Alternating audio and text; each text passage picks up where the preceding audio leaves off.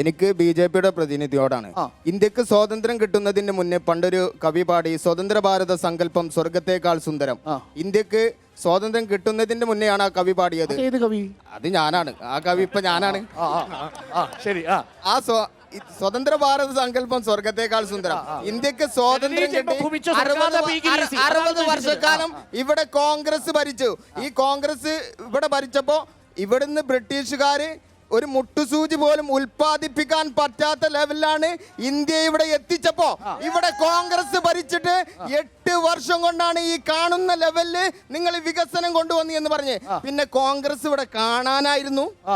ഈ 60 വർഷക്കാലം ഇവിടെ എന്തൊക്കെ ഭരിച്ചു? നിങ്ങൾ വർഗീയത പറഞ്ഞ് ഹിന്ദുവും മുസൽമാനും ക്രൈസ്തവനും സിഖ് മതക്കാരനും മതമുള്ളവനും മതമില്ലാത്തവനും ഒത്തൊരുമയോടെ പോയ ആ ഇന്ത്യ, പഴയ ഇന്ത്യയെ നിങ്ങൾ തിരിച്ചു കൊണ്ടുവരണം. അതിന് വർഗീയത കളിച്ചിട്ടാണ് BJP കളിക്കുന്നത്.